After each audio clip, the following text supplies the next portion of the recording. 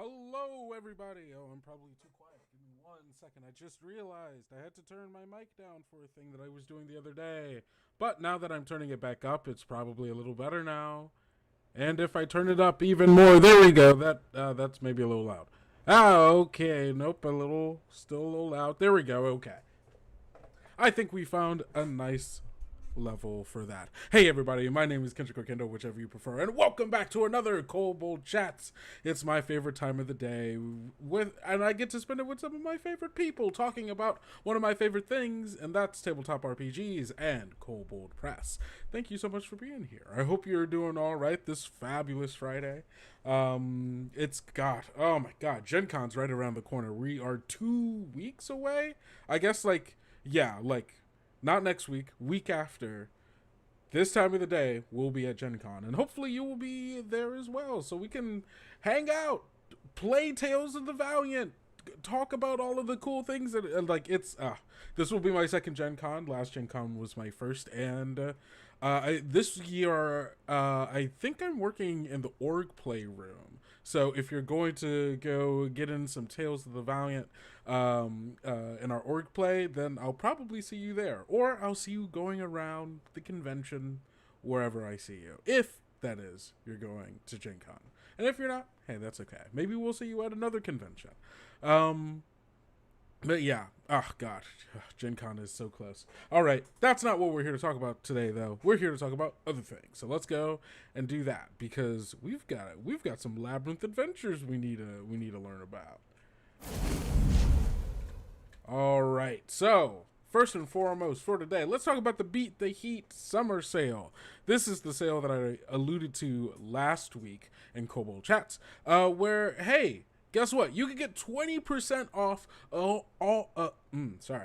You could get 20% off of all VTT platforms for select VTTs, which includes the vast majority of them other than some really new ones. Like the Old Margrave just came out on Shard like a couple of days ago. That's a little too new. But everything else, hey, go for it. If you go over to the Kobold Press store and you go to our virtual tabletop portion, which, you know what, I'm just gonna go ahead and send y'all this link so you can look at it as well, and maybe if you find something you like, maybe you can get it. You can see if you go to the Kobold Press store, filter by VTTs, you can see all of our various VTT partners that we have products with, and you can then filter it again based on your VTT platform of choice, or you could just raw dog it and just go, hey, look, okay, Magnificence in Silver on Shard, maybe that's the one I want. Or Lady of the White Rose Manor, bam, there you go. Do it like that. You can, and so yeah, all of these are 20% off. You can, I'm trying to see if there's anything else that isn't on sale other than, yeah, I think it's basically everything other than the Old Margrave, because the Old Margrave literally just came out on VTT platforms, of course. So, hey, there you go. And that's going to be going all the way through the rest of July. So you have until July 31st to be able to make good on this deal. So that's our first bit of business. Next up, we got to talk about International Castle Day. Now, what is International Castle Day, you might be asking? Well, it's the international day where we think about castles and think about our favorite castles, what they mean to us by their architectural beauty, their historical significance. Maybe you just think they're cool. That's the day where we just look at castles and go, hey, that's a pretty cool thing people made. And so to help celebrate International Castle Day, which is tomorrow, July 19th, all throughout this weekend, the July 19th through the 20th, you can get 30% off of Castles and Crowns. You know, our book about castles. It only seemed to make sense because, hey, castles and crowns. They fit together perfectly. So you can get 30% off of Castles and Crowns in any shape and form you want. You want just a hardcover? You get 30% off of that. You want the hardcover and PDF? Get 30% off of that. Hey, you want just the VTT? Get 30% off of that. Every version of Castles and Crowns you can find, you'll be able to get this discount starting tomorrow and Sunday. And only those 2 days. And you know, Kobold Press, we're starting to look at more. We're starting to look at more international, like days of significance, right? Maybe there's an International Dragons Day or something like that. We're still trying to figure it out. But you know, we just thought it'd be a fun way to, you know, engage with the community and go, let's talk about castles for a bit. Talk about our favorite castles and build some of our favorite castles. So you have that to look forward to tomorrow and Sunday. Or if you're watching this in the future, you missed out. I'm sorry. But International Castle Day comes once a year, so maybe we'll do it again. Next up, before we get into just diving into Labyrinth Adventures, which I'm really excited about, castle building. Oh man. Oh, well, now next year we have to build a castle using Castles and Crowns. Thank you for, and by that point, Player's Guide 2 will also be out. So the base building rules might even enlighten a little bit more, give us some more options. Good thinking, Eric. But yes, before we get into our Labyrinth Adventures talk, we gotta talk about the blog. Because we know how much I love the blog. You get free things basically every day. It's pretty cool. And this week we are talking about did this one come out today? Yes, this did come out today. Oh, Mike, so glad you're here, because guess what? We're talking about, yes, Violetta. It's that time of the day. Violetta has heard me start to talk loudly. And so now she's going to yell loudly. So please forgive my old confused cat.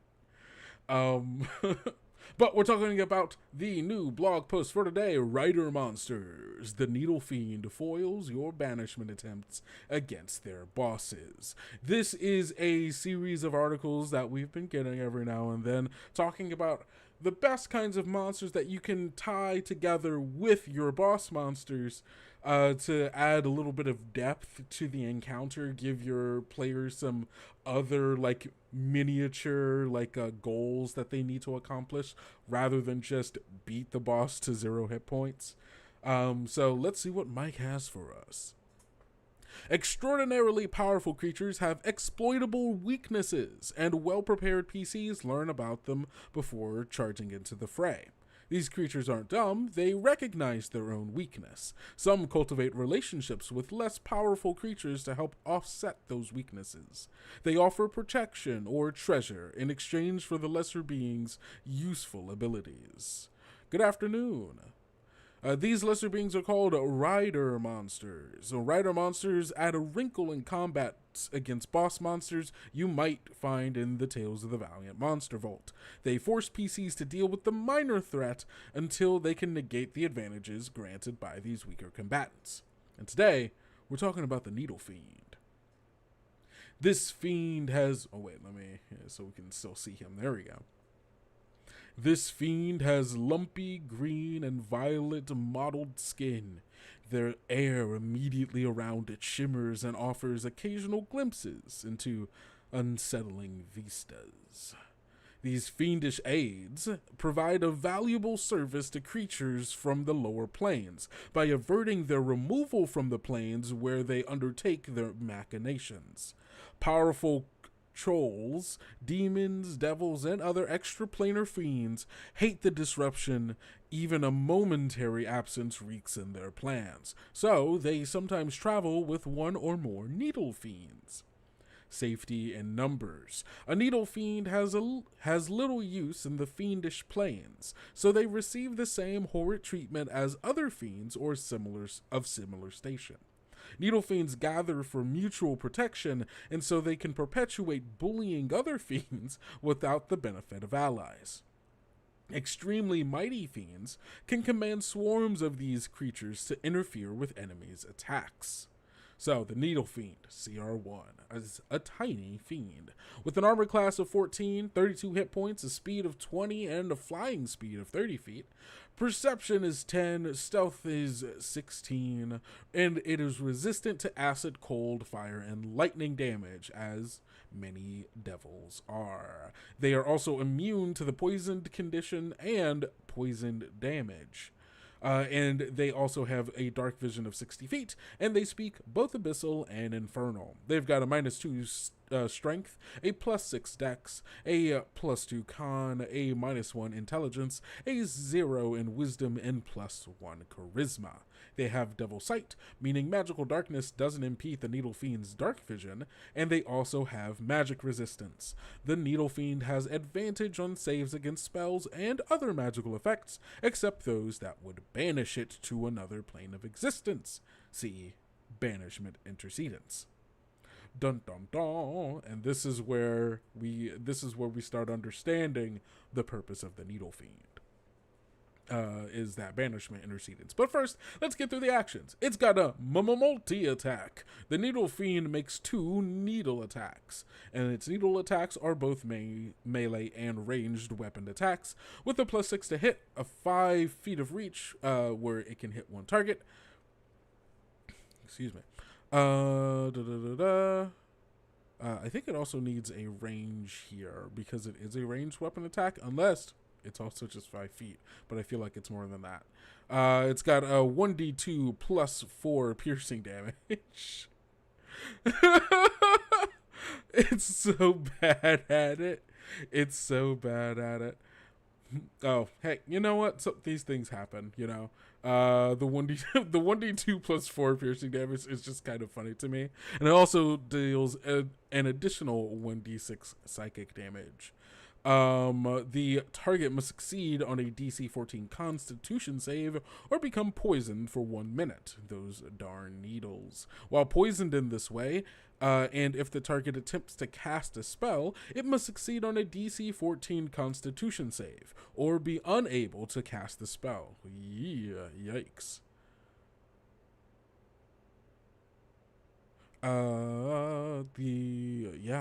Jeez, that sucks.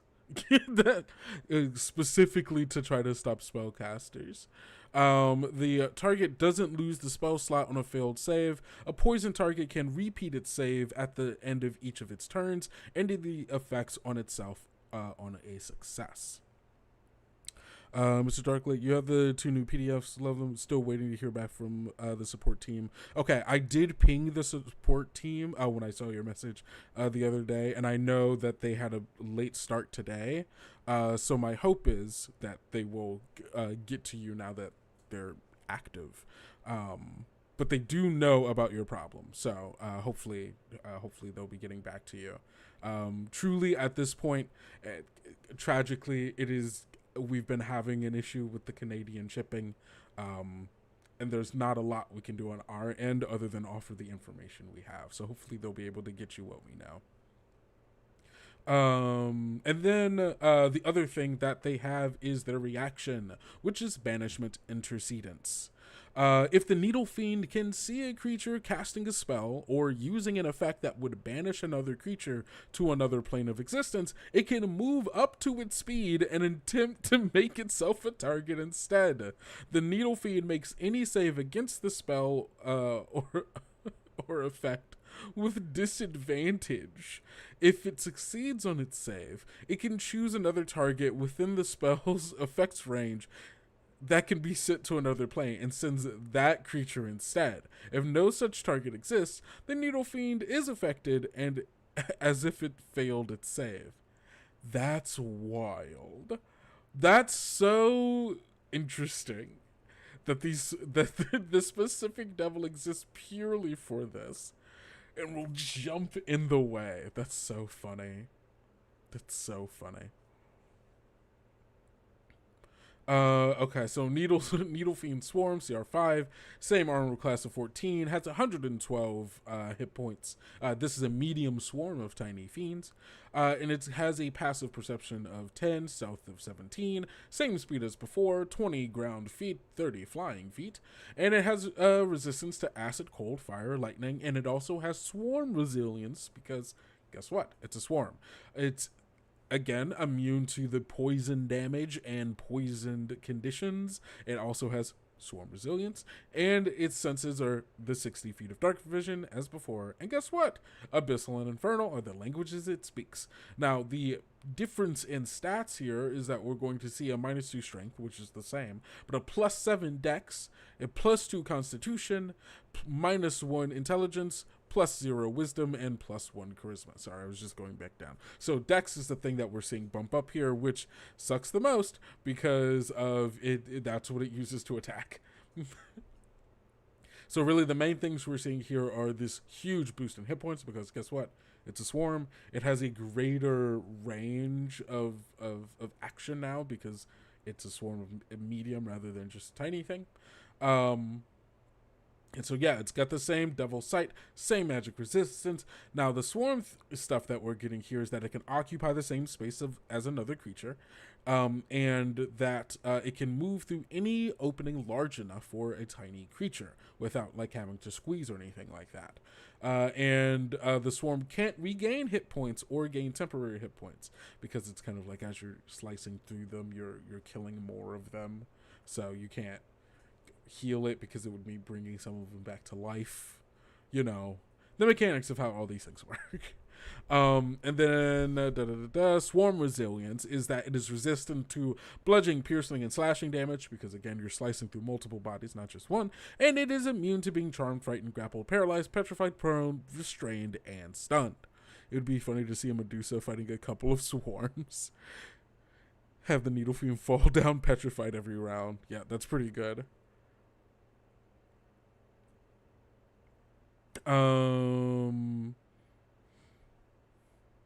Thank you, Kim.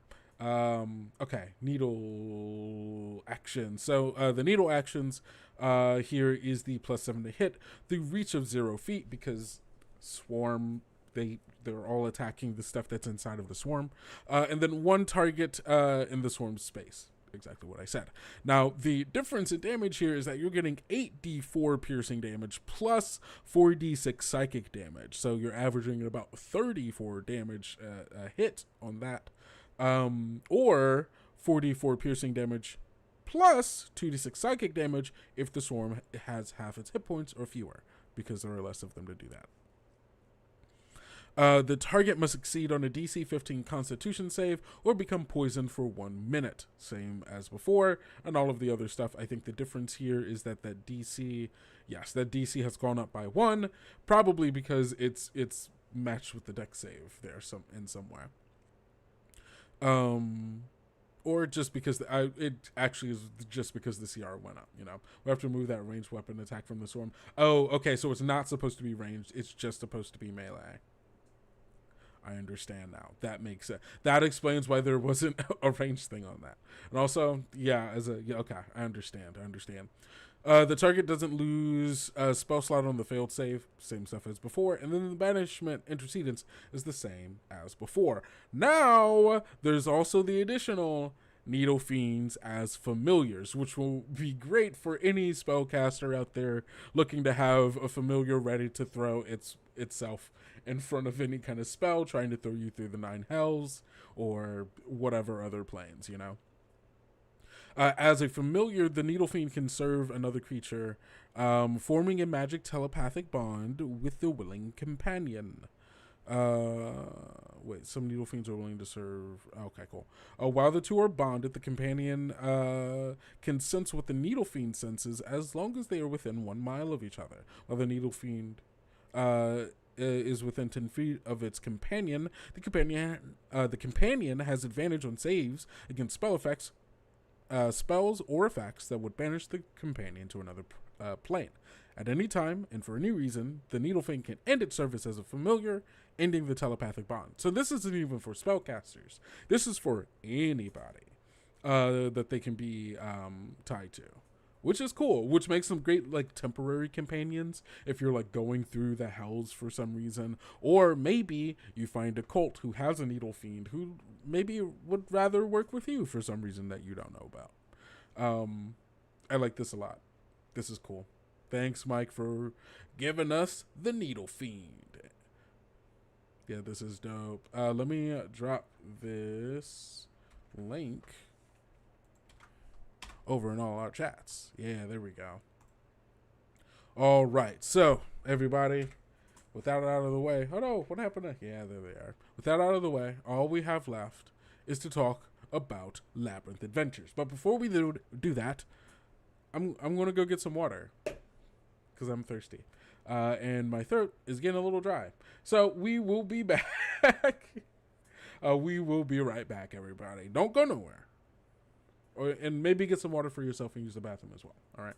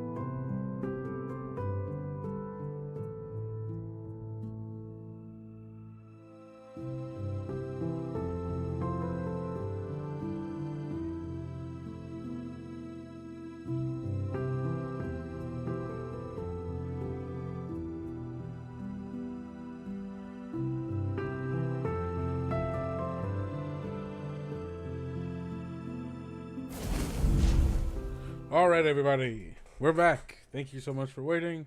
I now have water. And maybe you have water too. Maybe. And if you do, I hope it's delicious. I hope it's very delicious water. Okay. So, today, like I said, we're talking Labyrinth Worldbook. Get out of here. I don't want your... There we go. All right. We've got the Labyrinth Adventure book. And this art is cool. It's very MC Escher, like weird labyrinthian stairs everywhere. Weird monsters. We got some... What monsters do we got here? I mean, obviously, we've got the classic Minotaur. Would it be a labyrinth without a Minotaur? I doubt it. There's a weird, like, spiders. I think there's some spiders there. There's a guy here with some daggers. We've got this ominous guy up here in the top right. Hey, Hawkeye.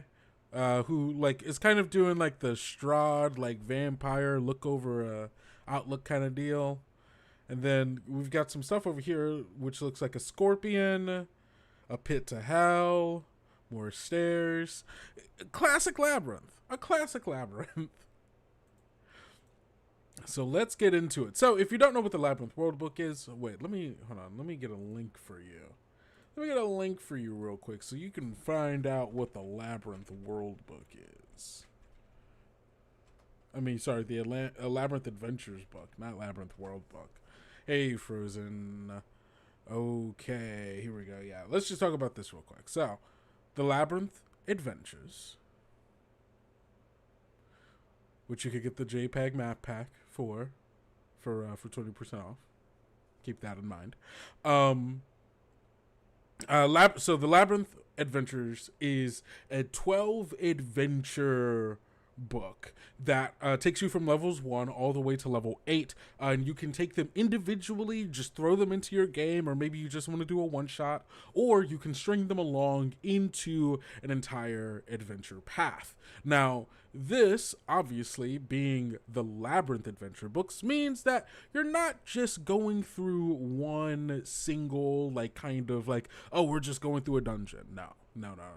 You're going through worlds. You're traveling the labyrinth, hopping from place to place, taking interdimensional trains. You're going to a lot of places, and you're doing a lot of things, which makes it great for, like, if you just wanted to take each of these out and make them into, like, their own adventure, just like a one shot or just one thing in your world, because you can just find one that fits and, like, throw it in and never have to worry about tying all of it together again.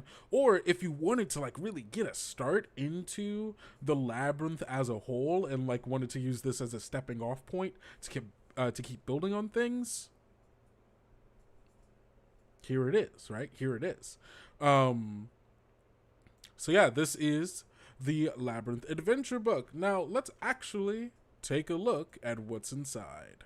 So obviously you have your table of contents, which lets you know all of the adventures that are in here. And then the last, set of pages in here are the different handouts, which you can also go download on the Kobold Press store to, so you have them as like a separate document, not just a part of this PDF. Okay, so let's take a look at what adventures are in here. So we have the Lost Book of Mektar. I don't know why that made me think of Reptar from Rugrats. The Lost Book of Reptar. The Lost Book of Mektar, Chasing the Inferno, Song of the Void, The Golden Acorn Heist, Missing Darkness, Into Dreamland, A Clockwork Mind, Threading Rava's Needle, In the Court of the Clockwork Queen, Champion of Undeath, Maze Runner, and What Dwells Beneath. Oof. So I think we're going to get through the introduction, and we're going to get through the Lost Book of Mektar, which is the heroes try to recover a missing book before cultists use it against citizens of the smithy. And then, I do like that there's like a little, there's like this little teaser, this one sentence teaser that just lets you know this is what this adventure is about. So if you're just looking for one of them to run, you just open this up. You don't have to read the whole adventure to figure out what it's about. You can just go here and go, which one of these looks like more fun? I like this a lot. Okay. Introduction. Welcome to the Labyrinth. To Labyrinth Adventures. Within these pages, there is enough excitement, mystery, and heroics to keep a band of adventurers busy for quite some time. Heroes from every corner of the labyrinth, from every one of the 10,000 worlds and the pathways between, have a chance to reach astounding heights of renown and prestige, or a sudden ignominious, passing in some cult's machinations or beast's foul affair. Labyrinth Adventures contains 12 all-new adventures for the Tales of the Valiant role-playing game, presented from lowest tier to highest. They run the gamut from explorations to capers. Player characters must race against the clock and survive in brutal climbs. They face challenging puzzles and terrifying foes.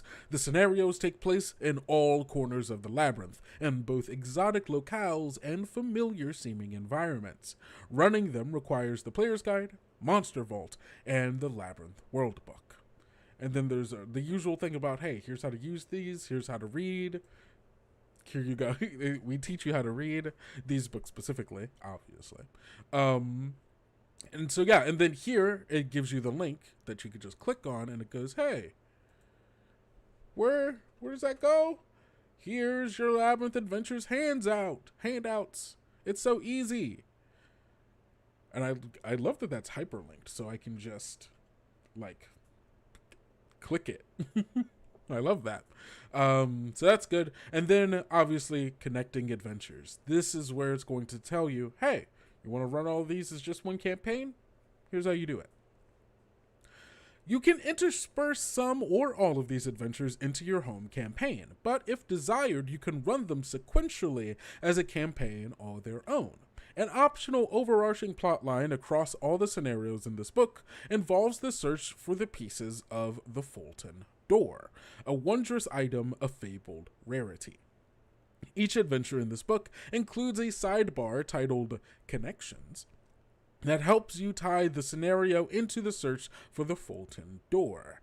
It starts with the first adventure, The Lost Book of Mektar, in which the player party can find a letter from Regine van Verbrock, assistant key carver of the smithy, that initiates them into the quest. In some adventures, the sidebar tells you where the player characters can find a component of the door, while in other adventures, it may provide communications from Regine to... I'm saying Regine? I'm not sure if it's Regine. I'm sure if the character comes up in the thing, it'll give me a thing that will let me know. Love the Labyrinth books in the new room in the Discord to discuss Labyrinth stuff. Can't wait for it to eventually arrive on Foundry. Yeah, once it starts hitting VTTs, I'm looking to start a home game for me, my partner, my roommate, with me GMing and two of them. And there's a part of me, I'm going back and forth if I want to do the old Margrave as an adventure or if I want to do Labyrinth Adventures. And I'm kind of leaning Labyrinth Adventures a little bit right now, but we'll see. In some adventures, the sidebar tells you, that's where to find the door. The plot line allows you to use as many or as few of these adventures as desired. You don't have to play through the entire book to complete the quest for the Fulton Door. If you decide to connect the adventures in this way, play through the Lost Book of Mektar as normal, then immediately afterward, insert the interlude below to introduce the Fulton Door quest to the group. Ooh, okay. Margrave also is a great choice. Too many great locales and too little time for me to play games. So this is the interlude that you'll play after doing the first adventure to be like, hey, we're about to make a campaign, baby. Play this scene after the characters have finished exploring the Soulless Schwartz estate in this book's first adventure. At this point, the characters have found the note from Regine van Verbrock, there we go, and want to know more about her quest. They can seek out Regine at her office in the smithy. Warm smile, dark hair, with gray at the temples, and an untidy office. The office you enter is clearly that of a puttering soul, filled with knickknacks of a lifetime of tinkering.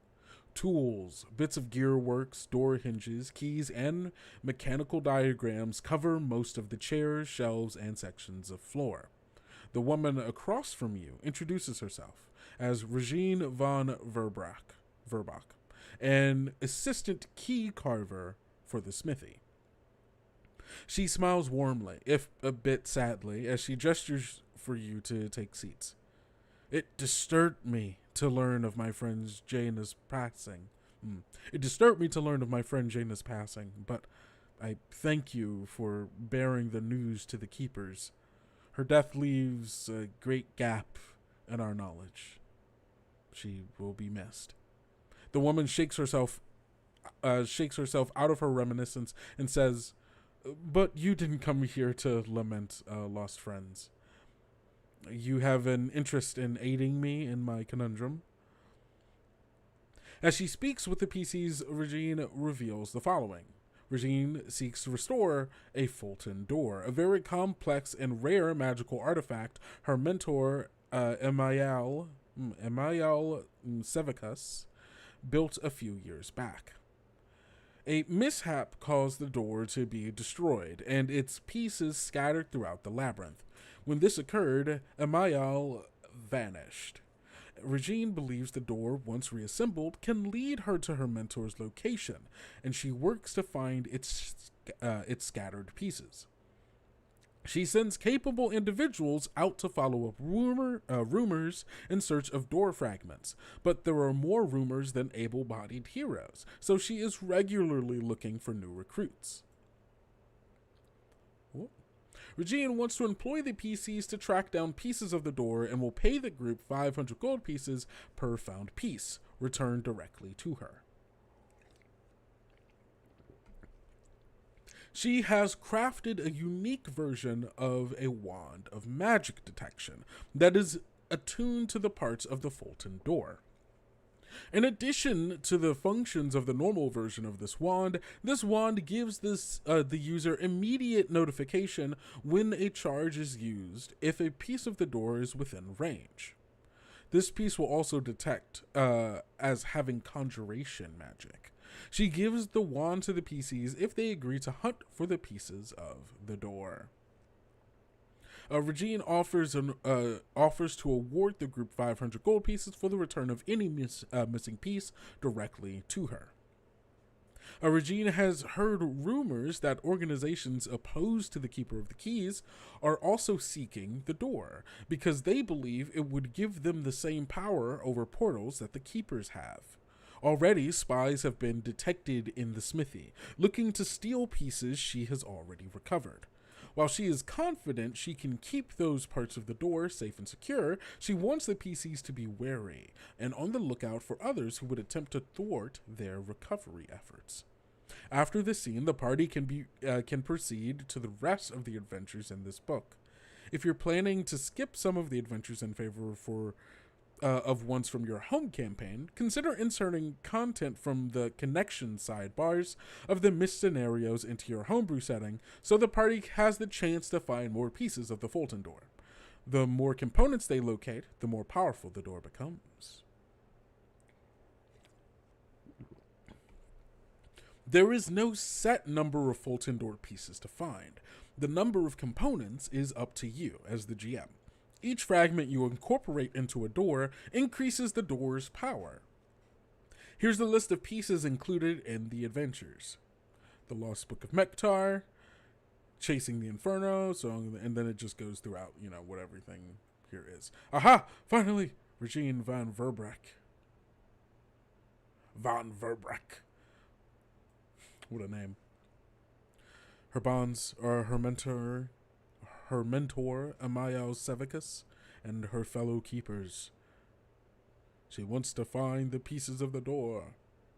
Oh, this is the door. Ooh, okay. And then there's all the stuff where to find it, and then there's the completing the door, but we're not going to read that right here, right now. This is what a Fulton door looks like.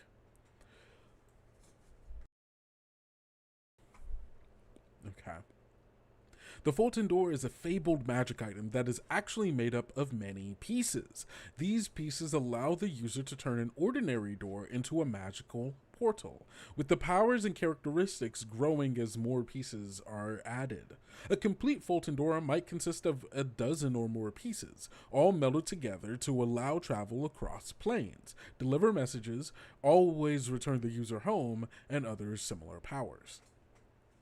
The full details of a Fulton Door can be found in Vault of Magic, but for the purposes of this series of adventures, Regine believes she needs to gather enough pieces and put them together, and then use the door to find a Mayal. The characters can't really employ the fragments of the door if they intend to return them to Regine, but if they choose to hoard the pieces for themselves, they will find Regine and the Keepers very aggressive in attempting to recover them. If you choose to use the complete mechanics of the fabled item found in Vault of Magic, decide whether you want to award the Fulton's key in the last adventure. Note that the door gets a new characteristic at the 3rd, 6th, 9th, and 12th fragment, so consider including that many total fragments. There are 11 adventures with a piece to find. The first one has only the letter Regine. Perhaps Regine, I super don't know how to pronounce this character's name, has the first fragment already incorporated into the door. So if they find all 11 in these adventures, they have the most characteristics possible. Ooh. So the door found in Vault of Magic. I wonder if there's a thing in here about the door and how many pieces.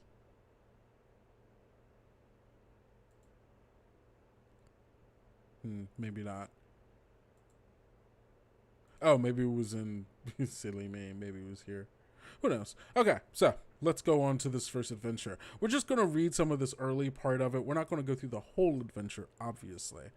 Just want to give you a sense of what's going on.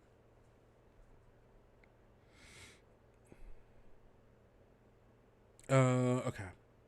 So, The Lost Book of Mektar is a first-tier adventure set in the Smithy, a key location in the Labyrinth. However, you can transplant it easily into any chosen location.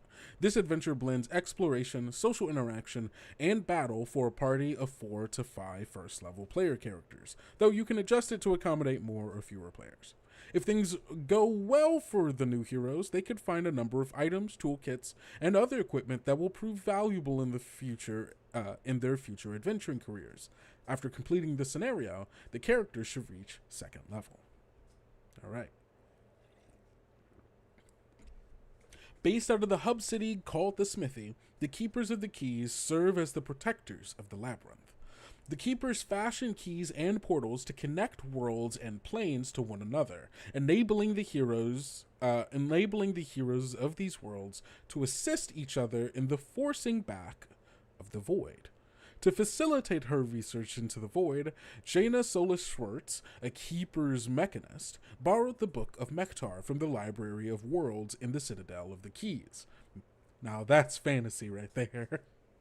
That's fantasy. I love proper nouns.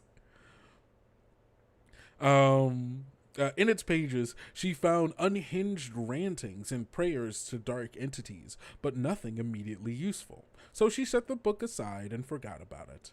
And during an audit of the library's holdings, the librarians discovered the Book of Mektar was missing.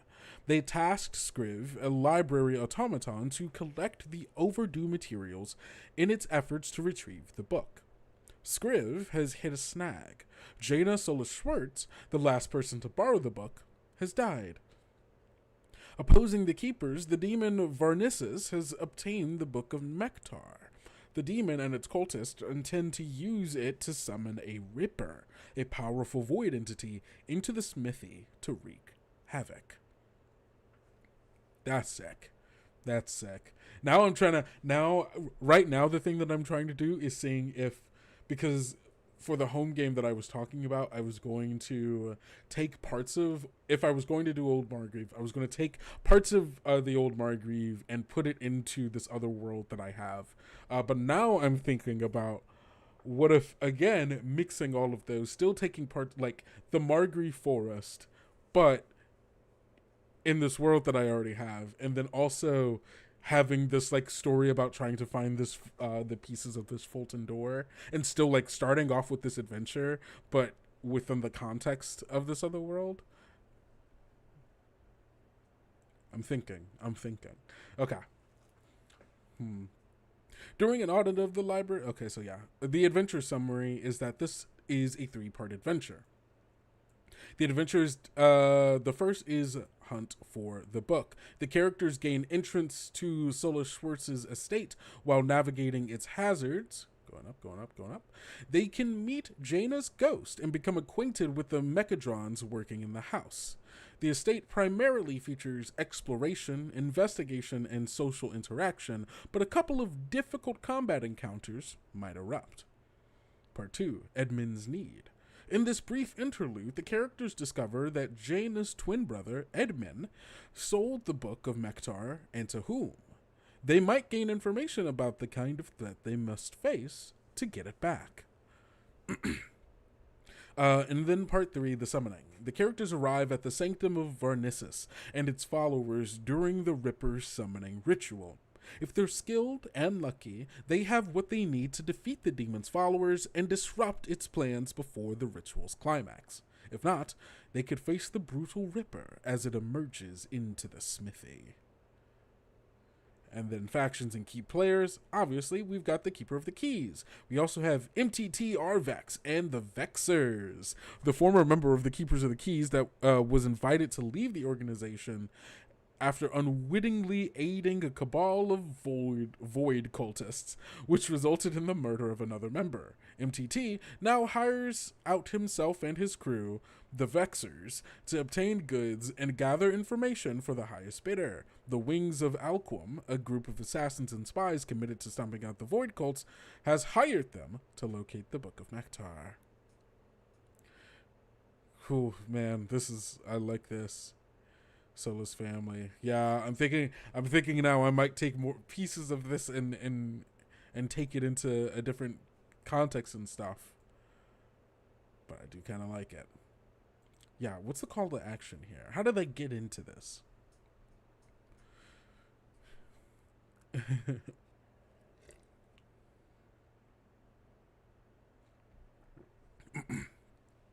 Use or adapt the following hooks to... Okay, cool. Yeah, okay. Use or adapt the following hook to suit or prepare a call to an action that is more appropriate to your player characters. Scriv, a construct librarian from the Keepers of the Keys, Library of Worlds, asks the characters collect the Book of Mektar from the home of Janus Solus Schwartz, a recently deceased keeper. Scriv offers a selection of spell scrolls as payment.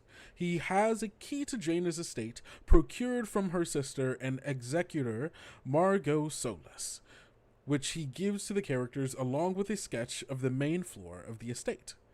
Margot drew this rough map of the first floor and noted her observations on it.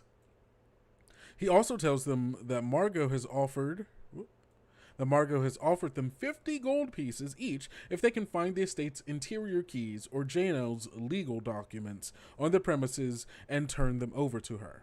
She will increase the pay to 100 gold pieces each if they make the estate sale for assessment. In other words, disarm all traps and remove any threat of monsters. Okay, levels of complexity. You can make this adventure more complex by including additional elements. You may not wish to do so due to time constraints or desire to limit the amount of preparation required. But, hey, here's some other stuff. So, the ghost of Janus Solus Schwartz.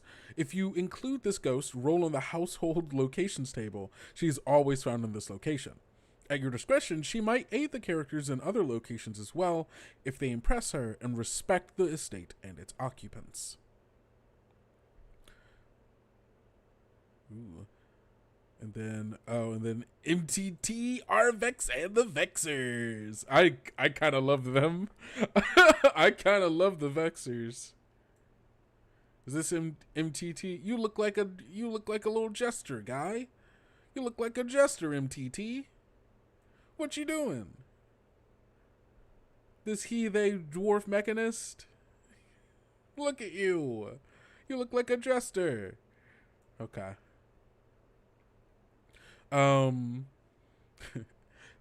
MTT Arfx and the Vexers. If you include this rival crew, roll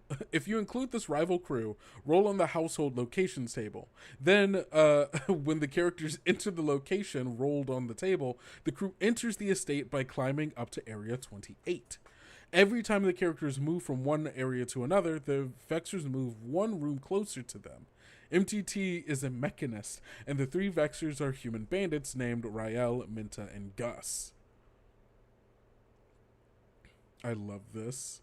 Oh, I've got to run this now. I feel like I've got to run this. This is so good.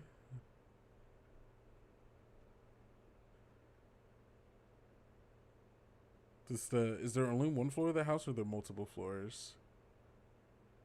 Oh, there is a second floor. Oh! Look at the horrible stuff in there. Okay. All right. I'm loving this. This is cool. I like this a lot. This is cool. Okay.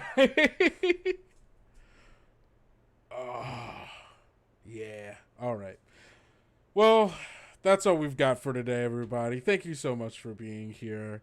It has been an absolute joy. My brain is going too fast now, thinking about how I kind of want to run this adventure, and I'm trying to find the pieces that I can like move around for it.